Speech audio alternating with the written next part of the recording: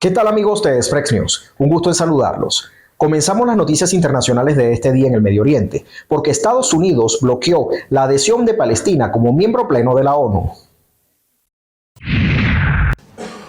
Un total de 12 países votaron a favor del proyecto, entre ellos Rusia, mientras que Reino Unido y Suiza se abstuvieron. El texto fue presentado por Argelia y buscaba la membresía de Palestina como Estado de pleno derecho en la ONU y no como mero observador, una petición planteada por primera vez en 2011, pero que en ese entonces sí se llegó a votar. La resolución debía contar con el apoyo de al menos 9 de los 15 integrantes del Consejo de Seguridad, sin que ningún miembro permanente, Estados Unidos, Rusia, China, Francia y Reino Unido, votaran en contra. Superando ese límite, la resolución tenía que pasar por una segunda votación en la Asamblea General, donde debía contar con la mayoría de 2/3 de los 193 estados que la componen. La votación en el Consejo de Seguridad se produce en plena ofensiva del ejército israelí contra la Franja de Gaza, controlada por el movimiento islamista Hamas, donde ya han muerto cerca de 34.000 palestinos, según las autoridades gazatíes.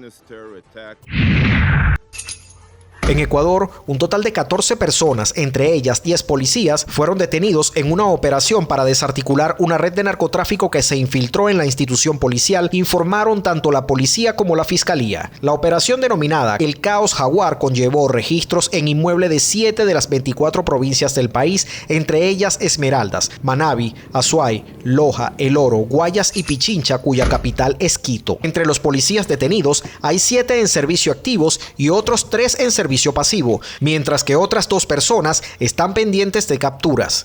Según la policía, Ecuador se ha vuelto en los últimos años un punto clave del tráfico mundial de esa droga, al aprovechar las mafias sus puertos y costas para enviar toneladas de esa droga hacia Europa y Estados Unidos.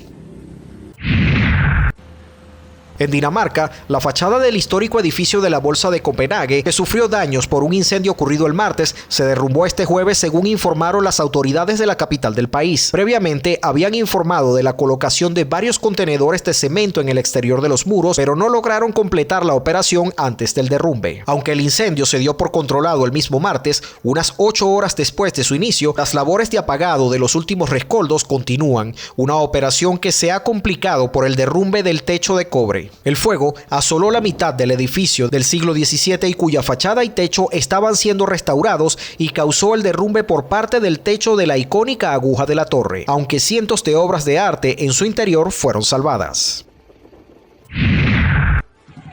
En Indonesia, las autoridades emitieron alerta de tsunami, ordenaron evacuar a 11.000 personas y cerraron un aeropuerto por la erupción del volcán Monte Ruang, ubicado al norte del archipiélago. El Centro de Mitigación de Desastres Vulcanológicos y Geológicos elevó su alerta volcánica al nivel máximo, que indica la existencia de una erupción activa.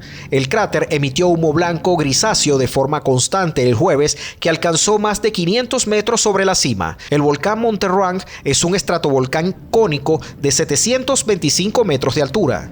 Indonesia, un archipiélago con más de 270 millones de habitantes, tiene 120 volcanes activos. Es propenso a la actividad volcánica debido a su ubicación en el cinturón de fuego, una serie de fallas sísmicas que forman una herradura en el Océano Pacífico.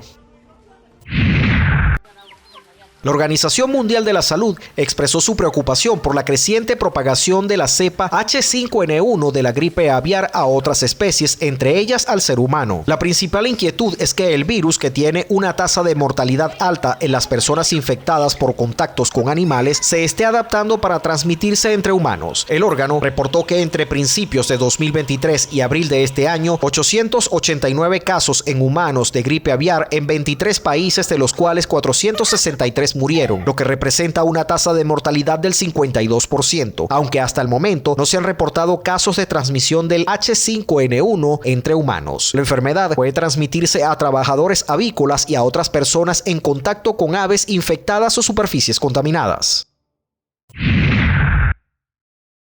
Y hasta aquí las noticias internacionales de este viernes 19 de abril de 2024. Les informó Emilio Velázquez para Express News.